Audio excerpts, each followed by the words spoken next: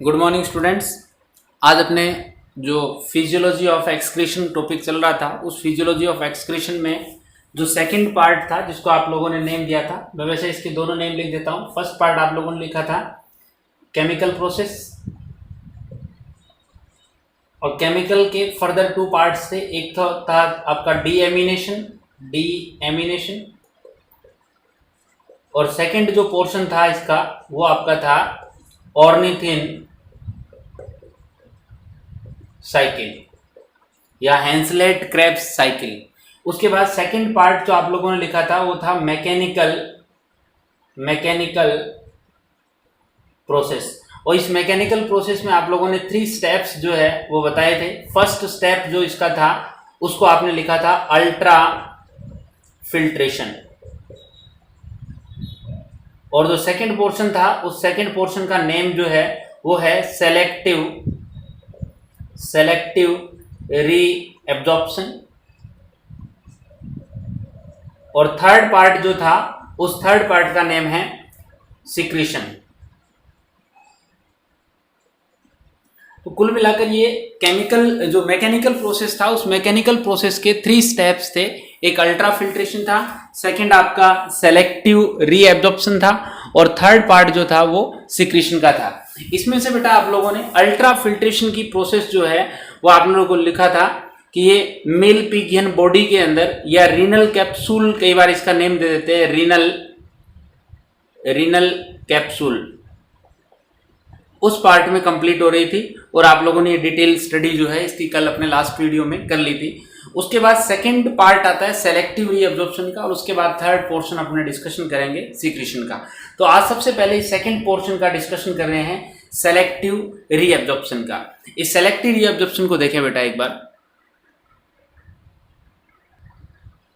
हाँ, ये जो सेलेक्टिव रीअब्जॉर्प्शन क्यों है, आपको पता है कि इस टाइप से उस ग्लोमेरुलस के अंदर और बोमेन्स कैप्सूल में जब अल्ट्रा फिल्ट्रेशन की प्रोसेस हो रही थी तो उस अल्ट्रा फिल्ट्रेशन की प्रोसेस के जस्ट बाद में जो भी नेफ्रिक फिल्ट्रेट था वो फिल्ट्रेट आपका रीनल ट्यूब्यूल के अंदर पास आउट हो रहा था। बेटा ये जो स्ट्रक्चर है कंप्लीट, इस स्ट्रक्चर को ही आप लोग नेम दे रहे हैं renal tubule.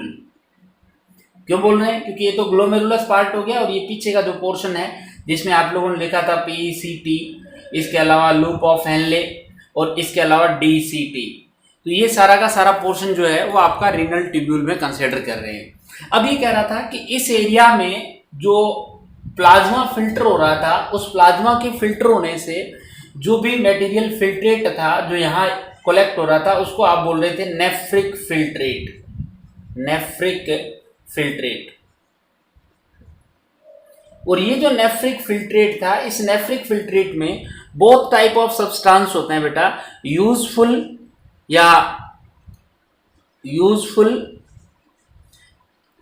And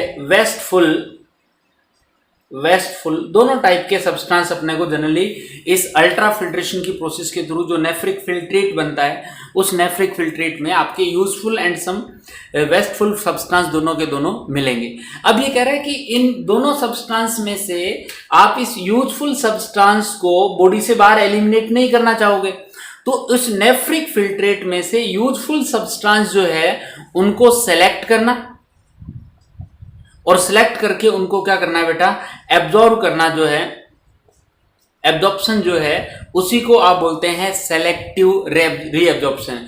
means useful substance present in nephric filtrate are reabsorbed by the renal tubule part, और we can say different parts of renal tubules are reabsorbed, so this process is known as selective reabsorption. बेटा मैंने यहां लिखा absorption क्योंकि जो substance यहां आएगा, suppose that इस नेफ्रिक फिल्ट्रेट में आपका ग्लूकोज है। अब देखो इस ग्लूकोज तो बॉडी के लिए हेल्पफुल है, इसको आपके किडनी के थ्रू बॉडी से बाहर एक्सक्रीट करना तो उचित नहीं है। इस वजह से आपकी किडनी का ये जो रीनल ट्यूब्यूल वाला पोर्शन है, PCT हो चाहे हेनलेज लूप हो चाहे आपका DCT वाला पोर्शन हो, ये इसको क्या करेगा, रीएब्जॉर्ब करेगा। रीएब्जॉर्ब क्यों करेगा, इसको एब्जॉर्प्शन क्यों नहीं बोल रहे? मान लो यहाँ ग्लूकोज था, उस ग्लूकोज को इस टाइप से वापस एब्जॉर्प्शन कर लिया और एब्जॉर्प्शन करके इसको ब्लड में डाल दिया, क्योंकि इसके साथ ब्लड भी वेसल्स भी तो आएगी ना, इफरेंट ब्लड वेसल्स, उसमें आप एंटर करवा दोगे। तो इस प्रोसेस को एब्जॉर्प्शन ही बोल सकते थे, बट आप इसको री एब्जॉर्प्शन इसलिए बोल रहे हैं कि ये जो भी मटेरियल था इसका एक बार फर्स्ट टाइम एब्जॉर्प्शन तो हो गया था, एलिमेंट्री कैनाल से ब्लड में चला गया था।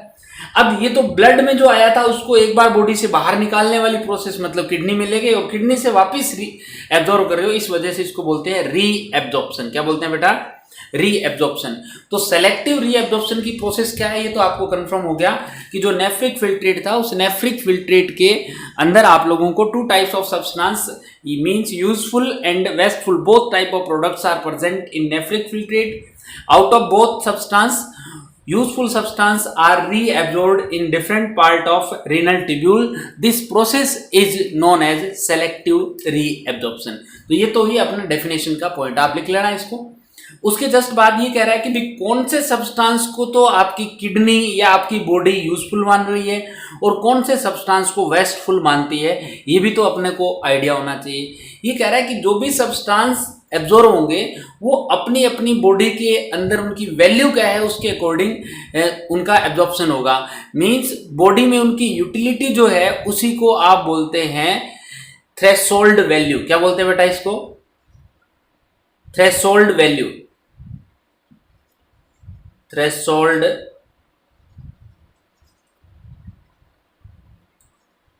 Threshold value. ये जो थ्रेशोल्ड वैल्यू है मतलब जो सब्सटेंस इस नेफ्रिक फिल्ट्रेट में है उनकी आपकी बॉडी में रिक्वायरमेंट क्या है, उनकी कितनी वैल्यू है, आपकी बॉडी में वो सब्सटेंस कितने ज्यादा इंपॉर्टेंट रोल प्ले कर रहे हैं, उसके अकॉर्डिंग इन सब्सटेंस का रीएब्जॉर्प्शन होता है। ये थ्रेशोल्ड वैल्यू अलग अलग सब्सटेंस की अलग अलग होती है। कुछ सब्सटेंस ऐसे होते हैं जिनको बोलते हैं आप हाई थ्रेशोल्ड वैल्यू सब्सटेंस। क्या बोलते हैं बेटा? फुल फॉर्म लिख लेना, हाई थ्रेशोल्ड सब्सटेंस या हाई थ्रेशोल्ड वैल्यू सब्सटेंस, यानी जिनकी आपकी बॉडी में बहुत ज्यादा इंपॉर्टेंस है, मींस उनको आपकी बॉडी कभी भी एलिमिनेट करना ही नहीं चाहेगी।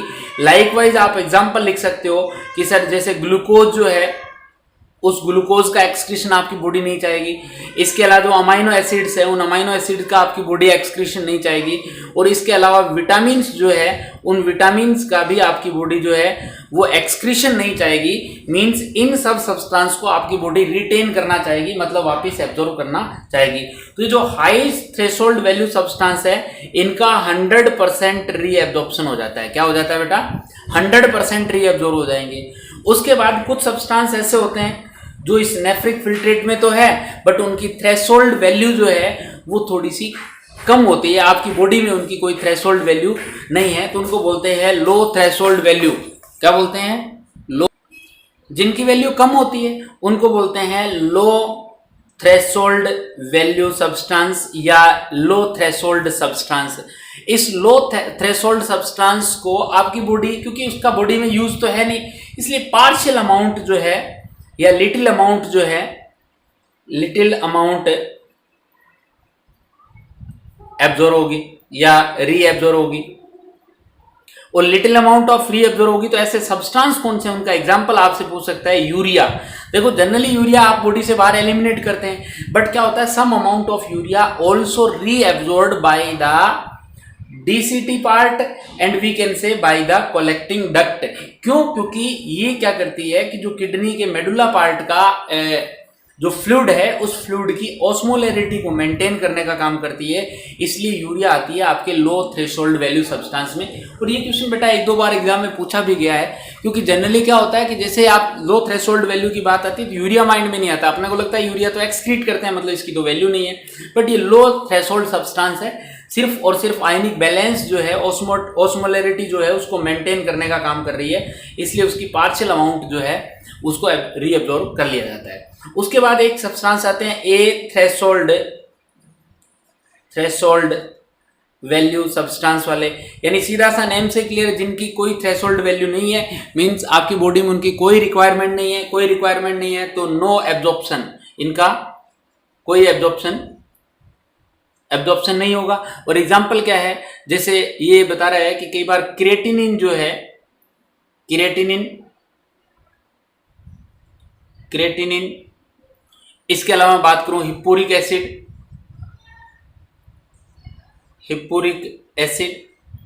और यूरिक एसिड जो है उनकी आपकी बॉडी में कोई वैल्यू नहीं है, इस वजह से उनका रीएब्जॉर्प्शन जो है वो बिल्कुल भी नहीं होता। उसके अलावा कुछ सब्सटेंस ऐसे होते हैं जो वेरिएबल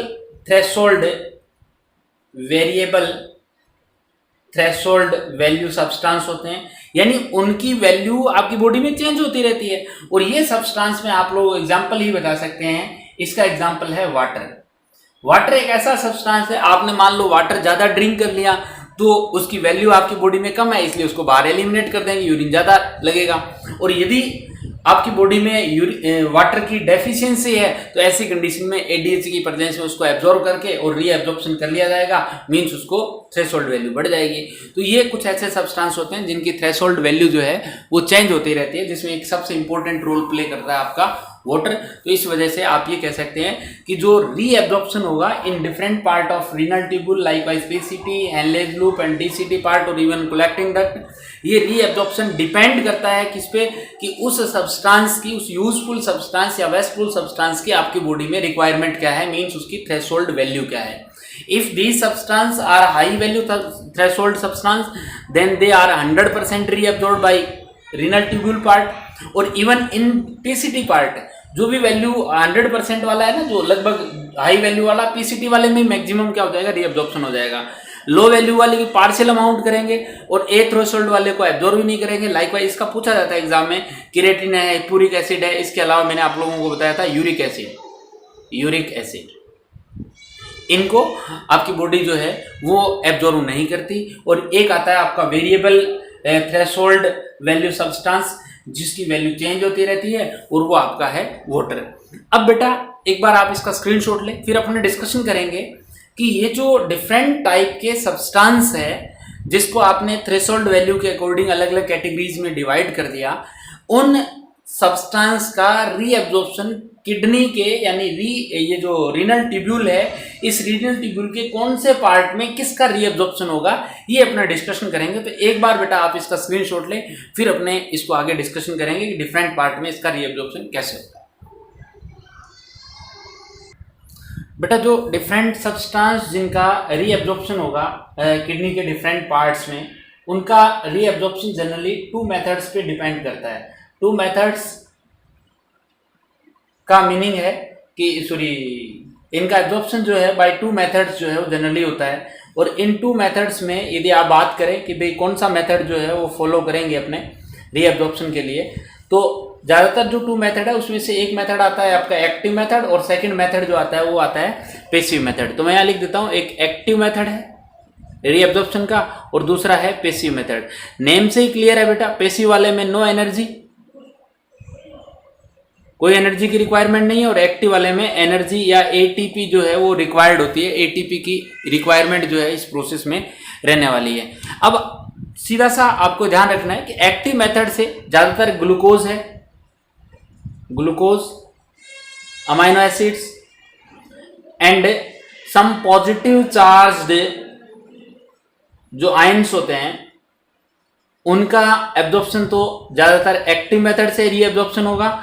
और इसके अलावा जो नेगेटिवली चार्ज्ड आयंस है, और इसके अलावा वाटर जो है उसका रीएब्जॉर्प्शन जो है वो ज्यादातर पैसिव मेथड से ही होगा।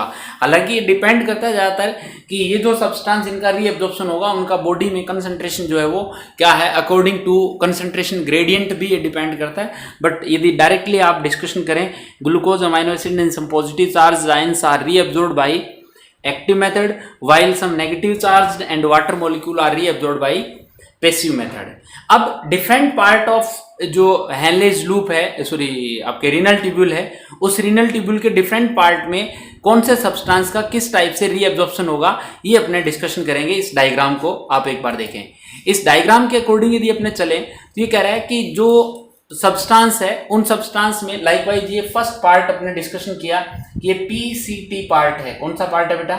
पीसीटी पार्ट है। इस पीसीटी पार्ट में आप लोगों को लगभग ग्लूकोज जो है, ग्लूकोज और ग्लूकोज का, इसके अलावा अमाइनो एसिड्स का, अमाइनो एसिड,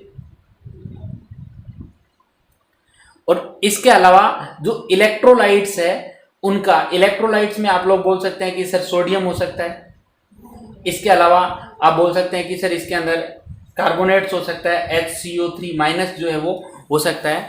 इन सब का रीएब्जॉर्प्शन जो है वो आपके इस पीसीटी वाले पोर्शन में हो जाता है और लगभग 100% रीएब्जॉर्प्शन हो जाता है। मतलब लगभग जितना मटेरियल है उसका 100%, और अमाइनो एसिड और ये इलेक्ट्रोलाइट है, इनका आप लिख लेते हैं कि 80% तक रीएब्जॉर्प्शन जो है वो कौन से पार्ट में हो जाएगा, इस पीसीटी वाले पोर्शन में हो जाएगा। इस पीसीटी वाले पोर्शन में वाटर का रीएब्जॉर्प्शन भी होता है। किसका? वाटर का रीएब्जॉर्प्शन भी होता है। बट बेटा वाटर का रीएब्जॉर्प्शन जो इस पोर्शन में होता है उसको क्या आप फैकल्टेटिव बोलते हैं या फिर ऑब्लिगेटरी बोलते हैं? ये आप मेरे को थोड़ा सा कमेंट करके बताएं कि क्या वाटर का रीएब्जॉर्प्शन इन पीसीटी पार्ट फैकल्टेटिव है या ऑब्लिगेटरी रीएब्जॉर्प्शन है। तो एक बार आप कमेंट करें मेरे को, मैं वेट कर रहा हूँ जस्ट 1 सेकेंड के लिए। ये जो वाटर का रीएब्जॉर्प्शन है पीसीटी पार्ट में, वो वैसोप्रेसिन या एडीएच हार्मोन के कंट्रोल में नहीं होता, इस वजह से इसको बोलते हैं ऑब्लिगेटरी रीएब्जॉर्प्शन। क्या बोलते हैं बेटा इसको? ऑब्लिगेटरी रीएब्जॉर्प्शन बोलते हैं पीसीटी पार्ट में वाटर का रीएब्जॉर्प्शन। तो सीधा सा वाटर का हो गया, इलेक्ट्रोलाइट्स में कार्बोनेट्स का हो गया, इसके अलावा सोडियम क्लोराइड का भी आप लिख सकते हैं या NaCl भी लिख देते हैं डायरेक्ट। इसके अलावा आप लोगों ने किसका रीएब्जॉर्प्शन करा दिया? ग्लूकोज का और अमाइनो एसिड का। ये आपके पीसीटी वाले पोर्शन के अंदर रीएब्जॉर्प्शन होगा। अब ये कह रहा है कि ये जो लूप ऑफ हेनले है, लूप ऑफ हेनले में ये जो पार्ट है पर्टिकुलर, इस पार्ट को आप लोग नेम देते हैं डिसेंडिंग लिम्ब या descending part of Henle's loop. इस descending part of Henle's loop में ये कह रहा है कि ज्यादातर जो रीएब्जॉर्प्शन हो रहा है वो वाटर का रीएब्जॉर्प्शन होता है। किसका रीएब्जॉर्प्शन होगा बेटा? वाटर का ही रीएब्जॉर्प्शन होगा, सॉल्ट वगैरह का रीएब्जॉर्प्शन नहीं होगा। अब देखो इस एरिया में तो सॉल्ट भी हो रहे थे, वाटर भी हो रहा था, तो मीन कंसंट्रेशन पे कोई इफेक्ट नहीं पड़ रहा था। तो इस एरिया की पीसीटी की जो कंसंट्रेशन आप लोग बता रहे थे वो आइसोटोनिक बताते हैं। क्या कैसे बताते हैं? आइसोटोनिक कंडीशन रहती है। बट इस एरिया में वाटर का रीएब्जॉर्प्शन हो रहा है, सॉल्ट का रीएब्जॉर्प्शन नहीं हो रहा। तो बताओ कि जैसे जैसे आप नीचे नेफ्रिक फिल्ट्रेट नीचे की तरफ जाएगा, मेडुला पार्ट की तरफ जाएगा या हेनलेज लूप के बॉटम की तरफ जाएगा, तो क्या इसमें से वाटर निकलता जाएगा तो कंसंट्रेशन इंक्रीज होगी कि डिक्रीज होगी? तो आप बोलोगे कंसंट्रेशन इंक्रीज होगी। इंक्रीज होने का मतलब यहाँ कंडीशन जो है वो कौन सी आ जाएगी? वो आ जाएगी हाइपरटोनिक। और फिर ये कह रहा है कि जो ascending part of loop of Henle है, इस ascending part of loop of Henle के अंदर ज्यादातर ये कह रहा है कि सोडियम के लिए ये परमिएबल होती है और इस वजह से यहाँ पे वापस ऊपर जाते जाते कंसंट्रेशन जो है डिक्रीज हो जाती है। मीन्स ये वापस हाइपोटोनिक कंडीशन हो जाती है। हाइपोटोनिक कंडीशन जो है वो क्रिएट हो जाएगी। तो इस वाले एरिया में डिसेंडिंग लिम्ब के अंदर तो ओनली वाटर का और असेंडिंग लिम्ब के अंदर सॉल्ट जो है वो NaCl जो है उसका रीएब्जॉर्प्शन जो है वो अपने हो रहा है। इसके अलावा यदि आप बात करें तो इस हेनलेज लूप में ज़्यादा रीएब्जॉर्प्शन की प्रोसेस नहीं हो रही। फिर लास्ट पार्ट यदि रीएब्जॉर्प्शन की बात करें तो वो आता है आपका DCT part, distal convoluted tubule. इस DCT पार्ट के अंदर ये कह रहा है सॉल्ट का भी होता है, जैसे NaCl का भी होगा। ये कंडीशनल होता है। कंडीशनल मीन्स यदि NaCl ऑलरेडी रीअब्जॉर्ब कर लिया, उनकी अमाउंट ज़्यादा है, आपकी बॉडी में ऑलरेडी बैलेंस है, तो इसका यहाँ कम होगा, अदरवाइज इसका रीअब्जॉर्प्शन होगा। इसके अलावा इस एरिया के अंदर वाटर का रीअब्जॉर्प्शन भी होगा। अब देखो DCT पार्ट में यदि वाटर का रीअब्जॉर्प्शन हो रहा है तो क्या वो ऑब्लिगेटरी होगा या फैकल्टेटिव होगा? वो फैकल्टेटिव होगा, क्योंकि ऑब्लिगेटरी तो विदाउट इफेक्ट ऑफ ADH, और यहाँ इफेक्ट किसका पड़ने वाला है? ADH का इफेक्ट पड़ेगा उसके अकॉर्डिंग टू रिक्वायरमेंट। और इसी टाइप से अकॉर्डिंग टू रिक्वायरमेंट जो इलेक्ट्रोलाइट्स है, लाइकवाइज HCO3 जो है उसका भी रीअब्जॉर्प्शन इस पार्ट में DCT वाले पोर्शन में कंप्लीट होता है। तो ये आपका ये जो different part of renal tubule के कि कौन से पार्ट में किसका रीअब्जॉर्प्शन जो है वो होने वाला है। इसके अलावा यदि आप बात करें कलेक्टिंग डक्ट की, इस कलेक्टिंग डक्ट के अंदर किसका रीअब्जॉर्प्शन होगा? तो कलेक्टिंग डक्ट के अंदर ज्यादातर या तो वाटर का रीअब्जॉर्प्शन होगा या फिर पार्शियल अमाउंट ऑफ यूरिया जो है उसका भी रीअब्जॉर्प्शन होता है। दो चीजों का रीअब्जॉर्प्शन, वाटर का रीअब्जॉर्प्शन तो वही ADH की प्रेजेंस में एब्जॉर्प्शन होगा, और यूरिया की जो एब्जॉर्प्शन है, रीएब्जॉर्प्शन है, वो डिपेंड करता है कि इस यूरिया का जो थ्रेशोल्ड वैल्यू जो है, मींस इस यूरिया को आप लोग रीएब्जॉर्ब किस लिए कर रहे थे कि इस इंटरस्टिशियल पार्ट के अंदर, मेडुलरी पार्ट के अंदर जो कंसंट्रेशन है वो मेंटेन रहे, इस वजह से partial amount of urea also reabsorbed in collecting duct part, और we can say in collecting tubule part of renal tube. तो ये डिफरेंट पार्ट में रीएब्जॉर्प्शन हुआ। पहला पार्ट आपका पीसीटी में किसका रीएब्जॉर्प्शन हुआ, मेन रीएब्जॉर्प्शन अप्रोक्स 80%, टोटल का 80% किस में हो जाता है, टोटल का 80%, और जो हाई वैल्यू सब्सटेंस है उनका 100% रीएब्जॉर्प्शन कहाँ हो जाएगा, पीसीटी पार्ट में। इसके अलावा हेनलेज लूप में partial amount of water and NaCl का रीएब्जॉर्प्शन होता है, और उसके अलावा डीसीटी एंड कलेक्टिंग डक्ट के अंदर अकॉर्डिंग टू रिक्वायरमेंट जो है वो सब्सटेंस की रीएब्जॉर्प्शन जो है वो होने वाला है। तो ये तो हुआ आपका रीएब्जॉर्प्शन की प्रोसेस। उसके बाद थर्ड स्टेप जो आता है इस मैकेनिकल वाले में, थर्ड स्टेप था बेटा सिक्रीशन का। उस सिक्रीशन को भी इसी डायग्राम से आप लोग एक बार देख लें, ज़्यादा कोई रोल प्ले नहीं कर रहा सिक्रीशन इसमें, बट आप लोग देखें कि सिक्रीशन होता क्या है, पहले तो ये देखें। चलो आप एक बार इसका स्क्रीनशॉट ले, फिर सिक्रीशन को अलग से डिस्कशन करेंगे। हाँ बेटा, थर्ड स्टेप जो था अपना वो था इस मैकेनिकल प्रोसेस के अंदर, वो था सिक्रीशन। देखो सिक्रीशन होता क्या है, आपने कहा कि सर इस ग्लोमेरुलर प्रोसेस जो थी, इस ग्लोमेरुलस की और आपके बॉमेंस कैप्सूल की, उस बॉमेंस कैप्सूल के अंदर जो अल्ट्रा फिल्ट्रेशन हुआ था, उस अल्ट्रा फिल्ट्रेशन की प्रोसेस के थ्रू जो नेफ्रिक फिल्ट्रेट बना था, उस नेफ्रिक फिल्ट्रेट में मैक्सिमम सब्सटेंस जो थे useful as well as wasteful दोनों सब्सटेंस थे। बट जो यूजफुल सब्सटेंस थे उनको तो उनकी वैल्यू के अकॉर्डिंग आप लोगों ने क्या कर लिया, रीएब्जॉर्ब कर लिया, उनका तो रीएब्जॉर्प्शन हो गया।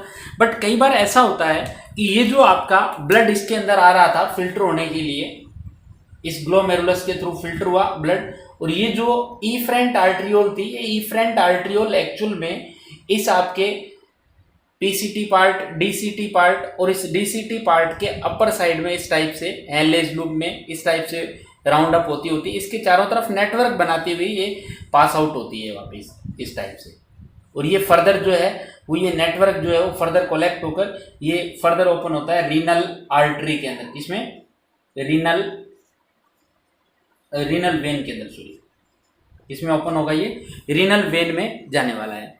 तो सीधी सी बात है कि ये जो ब्लड यहाँ आया, उस ब्लड में यहाँ फिल्ट्रेशन की प्रोसेस होगी, यूजफुल एंड वेस्टफुल दोनों सब्सटेंस किस में आ गए, आपके रीनल ट्यूब्यूल के अंदर आ गए। अब रीनल ट्यूब्यूल में से जो यूजफुल सब्सटेंस है उनको तो रीएब्जॉर्प्शन कर लिया, बट कई बार ऐसा होता है बेटा कि इस ब्लड के अंदर फिर भी कुछ ऐसे वेस्टफुल सब्सटेंस जो है वो बच जाते हैं, या फिर आप यूँ मान लें कि इस पूरे एरिया के बीच का जो लिक्विड पोर्शन है इस एरिया का, जिसको मेडुलरी फ्लूइड बोल सकते हैं आप, इंटरस्टिशियल फ्लूइड नेम दे सकते हैं, इस फ्लूइड के अंदर कुछ ऐसे सब्सटेंस बच गए जिनका आपकी बॉडी में कोई रोल नहीं था। तो ऐसी कंडीशन में उन सब्सटेंस को क्या किया जाता है, क्योंकि वो अभी भी ब्लड के अंदर प्रेजेंट है, तो उन सब्सटेंस को किस में डाला जाता है डायरेक्टली। जैसे मान लो इस ब्लड के अंदर कोई वेस्टफुल सब्सटेंस था, तो उस वेस्टफुल सब्सटेंस को किस में डाल दिया जाएगा, इस नेफ्रिक फिल्ट्रेट में डाल दिया जाएगा। नेफ्रिक फिल्ट्रेट का मतलब ये जो यूरिन फॉर्मेशन की प्रोसेस हो रही है उसके अंदर इसको डाल दिया जाएगा। ये देखो मैं एरो के सिंबल लगा रहा हूँ, ये एरो के सिंबल कहाँ से कहाँ जा रहे हैं, ये इस रेड वाली पाइप में से निकल कर कहाँ जा रहे हैं, इस ब्लैक वाली ट्यूब के अंदर जा रहे हैं। मीन जो नेफ्रिक फिल्ट्रेट आपका इस साइड से चल रहा था, उस नेफ्रिक फिल्ट्रेट में उन वेस्टफुल सब्सटेंस को आप ऐड करते हैं जिनका रीएब्जॉर्प्शन नहीं हो पाया था। रीएब्जॉर्प्शन नहीं हो पाया का मतलब कि रियल में तो वेस्टफुल थे, बट उनको आपकी बॉडी ने, यानी ग्लोमेरुलस की जो प्रोसेस हुई थी उस प्रोसेस के अंदर उनका फिल्ट्रेशन नहीं हुआ, फिर भी वो ब्लड में बच गए। तो उन बचे हुए सब्सटेंस को किस में डाला जाता है, इस वेस्टफुल सब्सटेंस के साथ इस नेफ्रिक फिल्ट्रेट में ऐड किया जाता है। इसी प्रोसेस को आप बोलते हैं रीएब्जॉर्प्शन। Sorry secretion. और ये जो सिक्रीशन की प्रोसेस होती है वो कौन कौन से सब्सटेंस की होती है, ये कह रहा है कि ज़्यादातर जो सिक्रीशन होता है एक तो आयनिक बैलेंस के लिए हाइड्रोजन आयंस का, इसके अलावा पोटेशियम आयन का, और इसके अलावा अमोनियम आयन जो होते हैं उनका सिक्रीशन किया जाता है। एक तो तीनों का सिक्रीशन इंपॉर्टेंट है, याद रखना है। इसके अलावा कुछ डाइज जो होती है, डाइज है। इसके अलावा कुछ ड्रग्स जो है जिनका आपकी बॉडी में कोई रोल नहीं है, तो उन डाइज को, उन ड्रग्स को, इसके अलावा ड्रग्स में यदि आप लोगों से पूछे फिनोल रेड जो है, फिनोल रेड जो है वो एक एग्जाम्पल आप देख सकते हैं। इसके अलावा पेनिसिलिन आप ड्रग के अंदर दे सकते हैं, सॉरी ये फिनोल रेड तो डाई में आती है, सॉरी। और पेनिसिलिन जो है वो किस में आएगी, पेनिसिलिन जो है वो एंटीबायोटिक में, मीन्स जो ड्रग्स है उसमें आती है। इसके अलावा हिप्पूरिक एसिड है, हिप्पूरिक एसिड, ये कुछ ऐसे सब्सटेंस है जो फिल्ट्रेशन के बाद भी ब्लड में रिमेन थे, ब्लड में बचे हुए थे, बट उन बचे हुए सब्सटेंस को नेफ्रिक फिल्ट्रेट में ऐड करने की जो प्रोसेस है उसी को हम नेम देते हैं सिक्रीशन की प्रोसेस है। तो इस सिक्रीशन में जब भी आप बुक में डायग्राम देखते हैं तो पीसीटी वाले पोर्शन में पोटेशियम, हाइड्रोजन आयन, आपके अमोनियम आयन्स का, और इसी टाइप से डीसीटी पार्ट के अंदर इनका सिक्रीशन जो है वो दिखा रखा है। तो ये आपका सिक्रीशन का पोर्शन हुआ, मीन्स आपका जो कंप्लीट पार्ट था mechanism of physiology of excretion जो थी, जिसमें पहला पार्ट आपका था केमिकल प्रोसेस और दूसरा पार्ट जो आपका था कौन सा था, वो था मैकेनिकल प्रोसेस। तो chemical and mechanical both process complete हुई। आप बेटा एक बार इसका स्क्रीनशॉट लें, फिर अपने जो नेक्स्ट पार्ट है काउंटर करंट मैकेनिज्म जो है उसका, या mechanism of concentration of filtrate, यानी ये जो नेफ्रिक फिल्ट्रेट है वो धीरे धीरे कंसंट्रेटेड कैसे होगा, इसका कंसंट्रेशन का मैकेनिज्म क्या है उसका डिस्कशन करेंगे। तो एक बार आप इसका स्क्रीनशॉट लें बेटा। इसके बाद अपने टॉपिक ले रहे हैं mechanism of concentration of filtrate, यानी कि जो नेफ्रिक फिल्ट्रेट था, उस नेफ्रिक फिल्ट्रेट को कंसंट्रेट करना है, कंसंट्रेट फॉर्म में लाना है, मतलब उसको कंसंट्रेटेड करना है। तो कंसंट्रेटेड करने का मैकेनिज्म क्या होगा, तो इस मैकेनिज्म को एक्सप्लेन करने के लिए ये कह रहा है कि आपके एक सिस्टम होता है जिसको बोलते हैं counter current system is used to concentrate nephric filtrate। जो नेफ्रिक फिल्ट्रेट है उसको कंसंट्रेट करने के लिए काउंटर करंट सिस्टम जो है वो अपने को मिलता है। बेटा ये काउंटर करंट सिस्टम होता क्या है, पहले इसको देखें।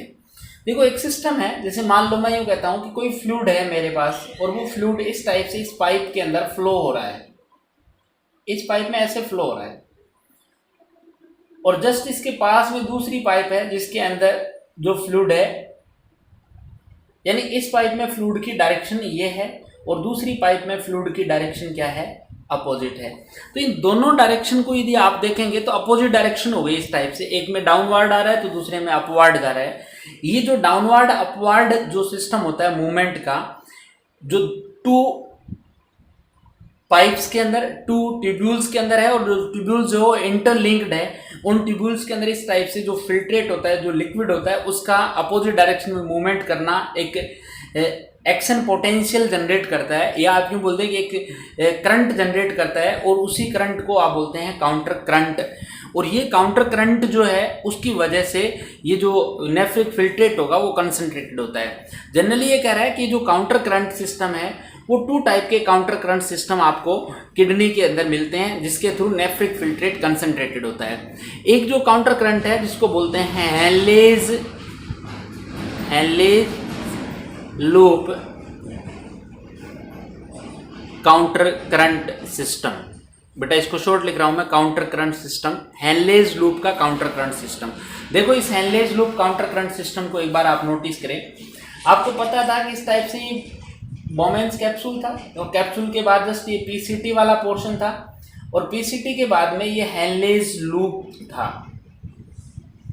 क्या इस हेनलेज लूप में आपको ऐसे लग रहा है कि सर इसकी डिसेंडिंग आर्म एंड जो असेंडिंग आर्म है, बोथ आर्म के अंदर जो नेफ्रिक फिल्ट्रेट है उनकी डायरेक्शन अपोजिट है, यानी इसमें डाउनवर्ड आ रहा है, इसमें अपवर्ड जा रहा है, मींस इनमें जो मूवमेंट है फ्लूइड की वो अपोजिट डायरेक्शन में है, और इसी अपोजिट डायरेक्शन में जो मूवमेंट हो रही है फ्लूइड की वो क्या करेगी, इस मेम्ब्रेन की परमिएबिलिटी के थ्रू सम आयंस का, सम केमिकल्स का क्या होगा, या तो रीअब्जॉर्प्शन करेगी और या वाटर का रीअब्जॉर्प्शन करेगी और यूरिन को कंसंट्रेट करने का काम करने वाली है। तो एक तो काउंटर करंट सिस्टम किसका चलता है, हेनलेज लूप का काउंटर करंट सिस्टम जो है वो अपने मिलता है। सेकंड काउंटर करंट आता है जिसको बोलते हैं वासा रेक्टा काउंटर करंट सिस्टम। बेटा वासा रेक्टा काउंटर करंट सिस्टम आपने कहीं नोटिस किया होगा कि जो इफ्रेंट आर्ट्रियोल थी, जो इस ग्लोमेरुलस से बाद में निकल रही थी, ये इफ्रेंट आर्ट्रियोल सबसे पहले कांटेक्ट में आ रही है आपके डीसीटी के। किसके कांटेक्ट में आ रही है बेटा, डीसीटी के। अब आप बोलोगे सर डीसीटी के सीधा मतलब पीसीटी के कांटेक्ट में ना आके किसके कांटेक्ट में आई, डीसीटी के। इसलिए आती है, आपने कहीं मैक्यूला डेंसा डिस्कशन किया था या आपने जी सेल्स की थी, जी सेल्स जो की थी वो क्या थी, वो पीसीटी बता रही थी या डीसीटी बता रही थी, वो डीसीटी बता रही थी। तो ये पहले डीसीटी के कांटेक्ट में आ रही, फिर इस डीसीटी के अपर साइड में इस टाइप से ये नेटवर्क बनाती है। मैं यहाँ सिंगल पाइप बता रहा हूँ, ये एक्चुअल में बनाती है नेटवर्क। बेटा अब इस नेटवर्क में आप देखोगे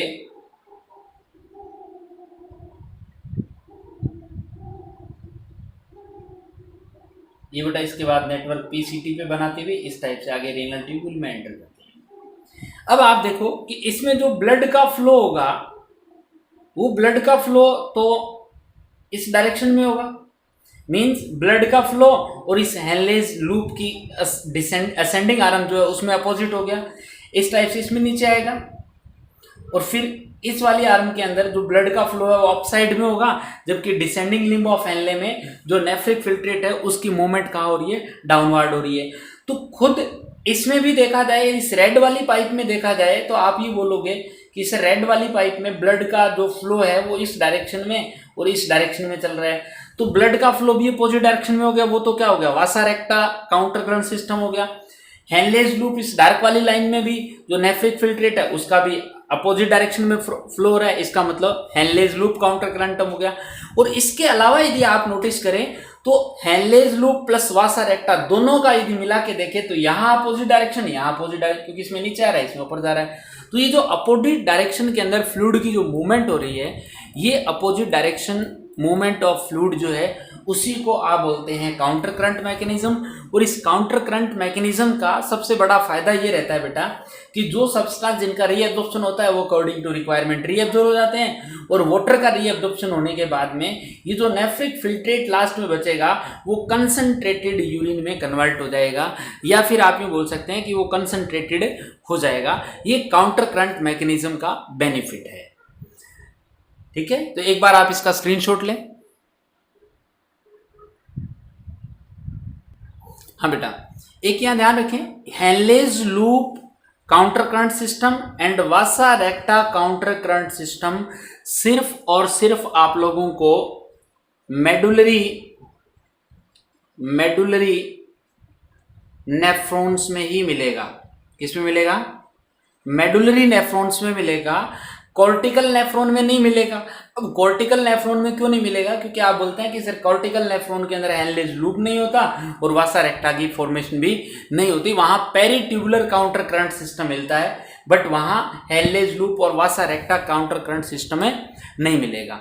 दूसरा यहाँ ये भी देखें कि ये जो फ्लूइड है, इनके चारों तरफ का जो फ्लूइड है उसको बोलते हैं मेडुलरी फ्लूइड। क्या बोलते हैं बेटा, मेडुलरी फ्लूइड।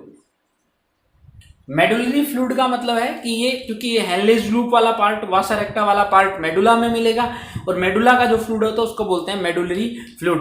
और ये कह रहा है इस मेडुलरी फ्लूइड के अंदर जो वासा रेक्टा जो है, या ये सॉरी जो नेफ्रिक फिल्ट्रेट है, जैसे हेनलेज लूप के यू शेप पार्ट में आएगा, तो इसकी ऑस्मोलैरिटी जो है वो 1200 मिली ऑस्मोमोल जो है, ऑस्मोमोल पर लीटर जो है वो हो जाती है। ये कंसंट्रेशन भी आपको याद रखनी है, मेडुलरी पार्ट के अंदर इसकी कंसंट्रेशन मैक्सिमम होती है, जो कितनी होती है 1200 ml ओस्मोमोल पर लीटर जो है वो कंसंट्रेशन इसकी होती है। इस चीज़ को आप ध्यान रखें। अब बेटा आप इसका स्क्रीनशॉट ले लें और उसके बाद अपने आगे नेक्स्ट टॉपिक डिस्कशन करेंगे।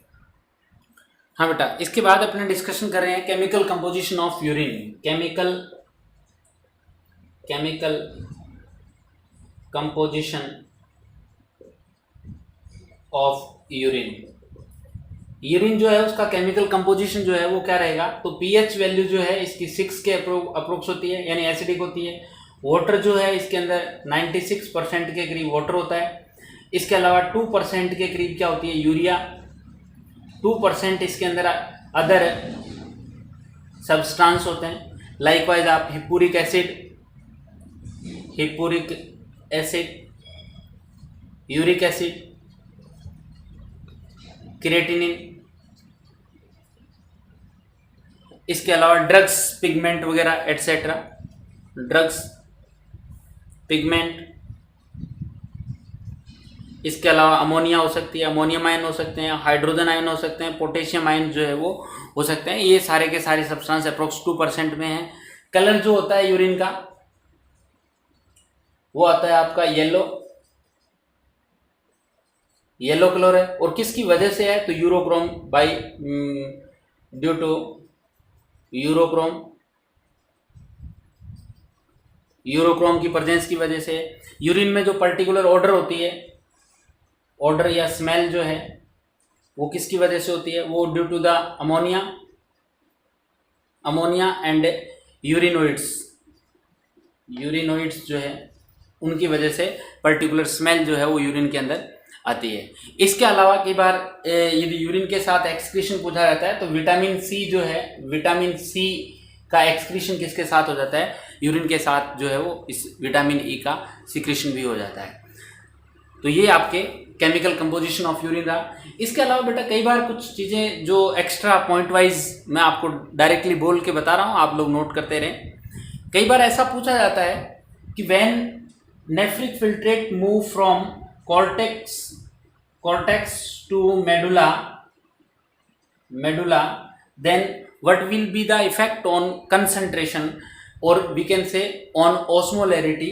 तो इसका आंसर आप लोगों को याद रखना है कि लगभग 300 मिली ओस्मोमोल पर लीटर से ये इंक्रीज होती है 1200 मिली ओस्मोमोल पर लीटर तक, यानी ये कंसंट्रेशन इंक्रीज होती है। इस बात को थोड़ा सा ध्यान रखें।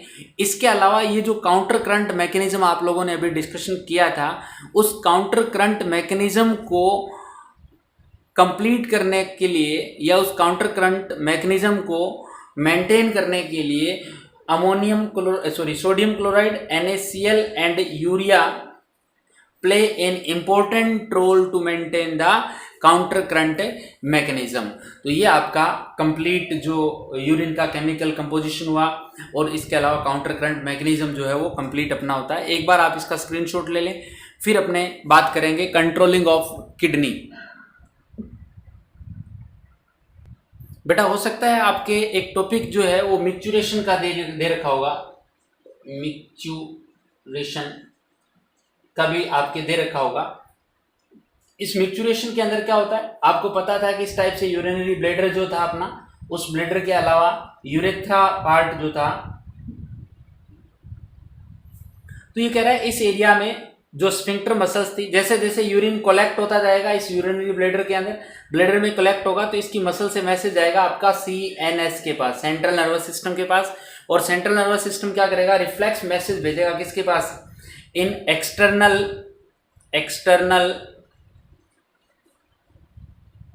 स्फिंक्टर मसल्स को।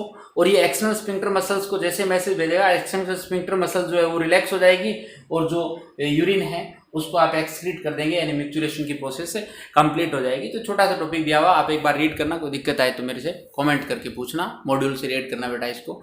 उसके बाद मेन इंपॉर्टेंट टॉपिक दे रखा है कंट्रोलिंग ऑफ किडनी, यानी किडनी में ये जो सारा सिस्टम हो रहा था, चाहे आपका ग्लोमेरुलर फिल्ट्रेशन की प्रोसेस हो रही है जिसको अल्ट्रा फिल्ट्रेशन बोल रहे थे, चाहे रीएब्जॉर्प्शन हो, चाहे आपका वाटर का रीएब्जॉर्प्शन हो, तो इन सब का कंट्रोलिंग जो है वो कैसे होता है उनका डिस्कशन अपने अभी करेंगे। एक बार आप इसका स्क्रीनशॉट लेना चाहें तो आप ले सकते हैं। बेटा इसके बाद टॉपिक दे रखा है अपने कंट्रोलिंग ऑफ किडनी। देखो कंट्रोलिंग ऑफ किडनी में आप लोग 3 types of controlling of kidney जो है डिस्कशन अपने करने वाले हैं। एक तो है JGA यानी किडनी का controlling by JGA। Second controlling जो अपने करेंगे वो करेंगे बेटा हाइपोथैलेमस की। और थर्ड कंट्रोलिंग जो करेंगे वो करेंगे ANF यानी एट्रियल नेट्रियूरेटिक फैक्टर जो है उसका डिस्कशन अपने करने वाले हैं। सबसे पहले बात करते हैं कि आपका जो लीवर है, उस लीवर में एक प्लाज्मा प्रोटीन होती है, लीवर सीक्रेट प्लाज्मा प्रोटीन, जिसका नेम है एंजियोटेंसिनोजन। कमेंट करके बताएं बेटा कि ये एंजियोटेंसिनोजन जो है वो एक्टिवेटेड है या इनएक्टिवेटेड है। वेट कर रहा हूं मैं आपके कमेंट का। जो JGA था, जक्स्टाग्लोमेरुलर अपरेटस, याद आ रहा होगा, मैंने कल डिस्कशन किया था जिसमें मैकुला डेंसा था, JG सेल्स थी, याद आया कुछ? तो JGA सेल जो है, JGA जो है उसमें JG सेल्स जो थी, उन JG सेल्स से एक केमिकल रिलीज हो रहा था बेटा जिसका नेम था रेनिन, जिसको आपने हार्मोन नेम लिखा था कि ये सर हार्मोन है, रेनिन हार्मोन है। ये रेनिन हार्मोन क्या करता है बेटा, इस एंजियोटेंसिनोजन जो आपने कमेंट बॉक्स में कमेंट करके बताया कि सर ये इनएक्टिव है, कैसा है? इनएक्टिव है। इस एंजियोटेंसिनोजन जो इनएक्टिव है उस एंजियोटेंसिनोजन को कन्वर्ट कर देता है एंजियोटेंसिन फर्स्ट में। किस में कन्वर्ट कर देगा बेटा? एंजियोटेंसिन फर्स्ट में। और ये एंजियोटेंसिन फर्स्ट जो है वो तुरंत ही कन्वर्ट हो जाता है एंजियोटेंसिन सेकंड में। और ये जो एंजियोटेंसिन सेकंड जो आता है ये जनरली क्या करता है, आप लोगों की ब्लड वेसल्स जो होती है, ब्लड वेसल्स जो है उस ब्लड वेसल्स के अंदर कॉन्ट्रैक्शन करवाता है। अब बेटा सीधी सी बात है कि जब ब्लड वेसल्स में कॉन्ट्रैक्शन होगा तो सिंपल सा मीनिंग है कि बीपी क्या हो जाएगा बेटा, ब्लड प्रेशर क्या हो जाएगा, इंक्रीज होगा। और बीपी इंक्रीज होगा तो GFR जो है, GFR मतलब ग्लोमेरुलस फिल्ट्रेशन रेट जो है वो क्या हो जाएगी, बढ़ जाएगी। और ग्लोमेरुलस फिल्ट्रेशन रेट बढ़ जाएगी मतलब यूरिन फॉर्मेशन ज़्यादा होगा, फिल्ट्रेशन नेफ्रिक फिल्ट्रेट जो है वो ज़्यादा बनेगा। तो ये तो आपका हुआ इस एंजियोटेंसिनोजन और रेनिन का इफेक्ट जो है वो क्या पड़ने वाला है। इसके अलावा ये कह रहा है कि ये जो एंजियोटेंसिनोजन है या रेनिन जो है वो सेकेंडरी इफेक्ट डालता है। इस एंजियोटेंसिनोजन का डिस्कशन कर लेते हैं या इस रेनिन का डिस्कशन कर लेते हैं। ये आपके एक ग्लैंड डिस्कशन करेंगे अपने एड्रिनल ग्लैंड। और उस एड्रिनल ग्लैंड के अंदर एक पार्ट होता है जिसको बोलते हैं कॉर्टेक्स रीजन, आउटर पार्ट होता है उसका जिसको बोलते हैं एड्रिनल कॉर्टेक्स। इस एड्रिनल कॉर्टेक्स से एक हार्मोन रिलीज होता है, उस हार्मोन का नेम है एल्डोस्टेरोन हार्मोन।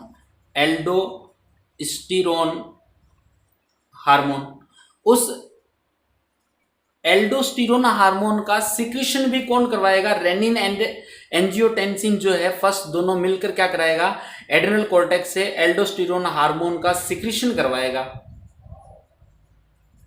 और जब ये हार्मोन सिक्रीट होगा तो ये जनरली क्या करेगा, ये सोडियम एंड वाटर का एब्जॉर्प्शन करवाएगा। और जब इनका एब्जॉर्प्शन होगा तब भी क्या हो जाएगी बेटा, ब्लड वेसल्स कॉन्ट्रैक्ट होगी। ब्लड वेसल कॉन्ट्रैक्ट होगी तो आपके जो GFR है वो इंक्रीज हो जाएगा।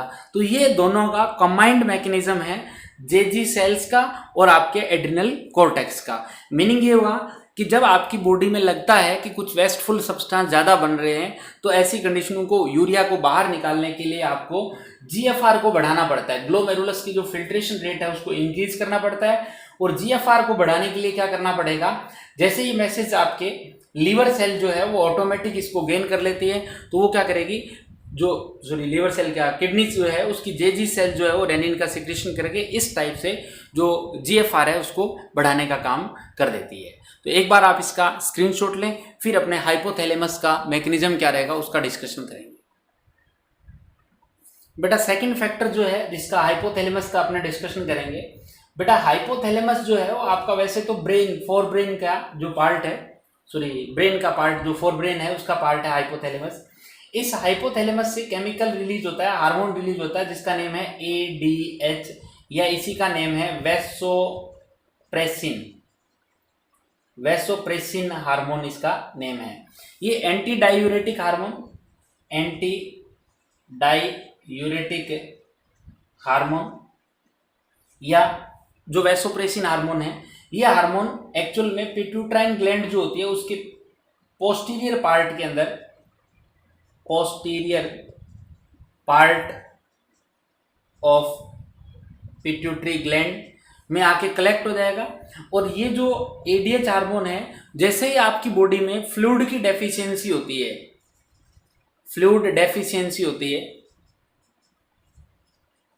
तो ये फ्लूइड डेफिशिएंसी का जो मैसेज है, या यूँ मान लें कि इस फ्लूइड की डेफिशिएंसी का जो मैसेज आएगा, वो जो सिग्नल जो है वो ऑस्मो रिसेप्टर्स के थ्रू, ऑस्मो रिसेप्टर्स जो होते हैं, ऑस्मो रिसेप्टर्स जो है, उन ऑस्मो रिसेप्टर्स के थ्रू ये फ्लूइड डेफिशिएंसी का मैसेज जाएगा आपके हाइपोथैलेमस के पास। किसके पास जाएगा बेटा? इस हाइपोथैलेमस के पास। तो हाइपोथैलेमस क्या करेगा, इस पिट्यूटरी के पोस्टीरियर पार्ट को बोलेगा कि यार मैंने जो आपको ADH हार्मोन दिया था या वैसोप्रेसिन दिया था उसको रिलीज कर दें। ये ADH यहां से रिलीज हो जाएगा, ADH रिलीज, और ये ADH डायरेक्टली किस पे जाएगा, ये जाएगा बेटा DCT एंड कलेक्टिंग डक्ट के पास। उन दोनों के पास जाएगा और उनको बोलेगा कि देखो बॉडी में फ्लूइड की डेफिशिएंसी है, इस वजह से आप दोनों क्या करें, रीएब्जॉर्प्शन ऑफ वाटर करें। ये दोनों क्या करेंगे बेटा, रीएब्जॉर्प्शन ऑफ वाटर करेंगे। और वाटर का रीएब्जॉर्प्शन करेंगे मींस बॉडी का फ्लूइड जो है उसकी ऑस्मोटिक कंसंट्रेशन भी क्या हो जाएगी बेटा, वापस मेंटेन हो जाएगी। दूसरा पॉइंट कि जब वाटर का रीएब्जॉर्प्शन होगा, वाटर का रीएब्जॉर्प्शन होगा, तो आपने अभी इसमें देखा था JG वाले में कि जब वाटर का और सोडियम का रीएब्जॉर्प्शन होता है तो ब्लड वेसल्स क्या होती है, कॉन्ट्रैक्शन होती है। तो यहां भी वाटर का रीएब्जॉर्प्शन होगा तो ब्लड वेसल्स जो है वो कॉन्ट्रैक्ट होगी, और ब्लड वेसल्स कॉन्ट्रैक्ट होगा तो BP बढ़ेगा, BP इंक्रीज होगा, और BP इंक्रीज होगा तो GFR भी क्या हो जाएगा बेटा, इंक्रीज होगा। यानी ये दोनों फैक्टर जो JGA और hypothalamus both are responsible for increment in the glomerular filtration rate and they maintain the osmolarity of blood और बॉडी फ्लूइड। तो ये काम तो रहा इनका। थर्ड फैक्टर जो है ANF का, उसका अपने डिस्कशन करेंगे। एक बार आप इसका स्क्रीनशॉट लें बेटा। हाँ बेटा, थर्ड पार्ट आता है एट्रियल नाइट्रियूरेटिक फैक्टर का, ANF का। ANF ये जो है ये क्या करता है, secreted from wall of atrium, जो एट्रियम है उसकी वॉल से सिक्रेट होता है, और ये जनरली क्या करता है, increase blood flow in atrium. और एट्रियम में ब्लड फ्लो होगा तो ये क्या करेगा, ये ब्लड वेसल्स को रिलैक्स कराएगा, रिलैक्स, और ब्लड वेसल्स रिलैक्स होगी तो BP जो है वो डिक्रीज होगा, BP डिक्रीज होगा, मतलब GFR भी क्या हो जाएगी बेटा, डिक्रीज हो जाएगा। मींस ANF जो है वो JGA और हाइपोथैलेमस दोनों के अगेंस्ट वर्क करता है, मतलब ये यदि GFR ज्यादा है उसको कंट्रोल करने का काम करेगा। चलो, ये आपका कंट्रोलिंग ऑफ किडनी हुआ। कई जगह आप लोगों को पैराथायरॉइड हार्मोन्स और थायराइड ग्लैंड जो है उनके हार्मोन का भी डिटेल कहीं मिलता है। एक्चुअल में पैराथ हार्मोन जो होते हैं, पैराथ हार्मोन जो है वो एक्चुअल में सॉल्ट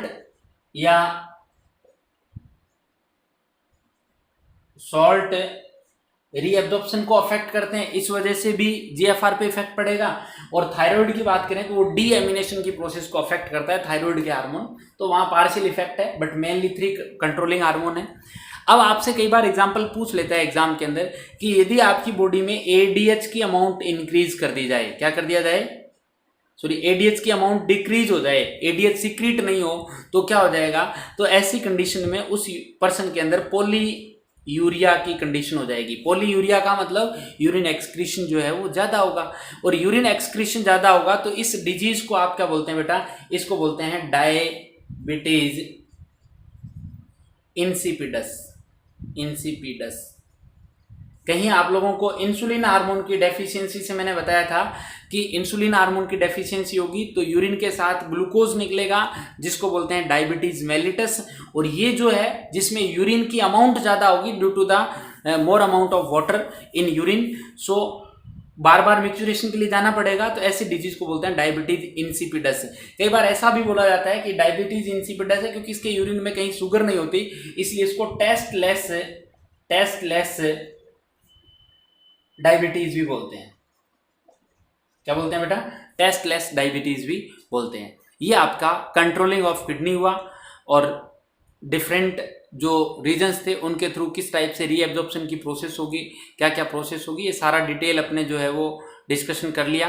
अब अपने इस चैप्टर के अंदर जो बचा हुआ पोर्शन है उसमें सिर्फ अपने ये बचा हुआ है कि जो इस किडनी के अलावा भी क्या ह्यूमन में कोई अदर एक्सक्रीटरी ऑर्गन है, लाइकवाइज लंग्स है, स्किन है, इनका डिस्कशन करेंगे। इसके अलावा जो एक्सक्रीटरी सिस्टम है उसके डिसऑर्डर्स कौन से बच गए उनका डिस्कशन करेंगे। और एक मोस्ट इंपॉर्टेंट टॉपिक बच गया टाइप्स ऑफ किडनी, जो मैंने आपको डिटेल स्टार्टिंग में नहीं बताया, वो अलग से डिस्कशन करेंगे। तो एक वीडियो और बनेगा इसके बाद बेटा। आज के लिए सिर्फ इतना ही, वीडियो ज़्यादा लंबा हो जाएगा यदि आज ऐड करते हैं तो। ध्यान से पढ़ें, दोनों तीनों वीडियो जो पिछले हुए हैं उनको बार बार रिपीट करें, और कोई दिक्कत आए तो आप मेरे को पर्सनल व्हाट्सएप नंबर पे मैसेज करके आप मेरे से डिटेल पूछ सकते हैं। तो आज के लिए इतना, थैंक यू बेटा।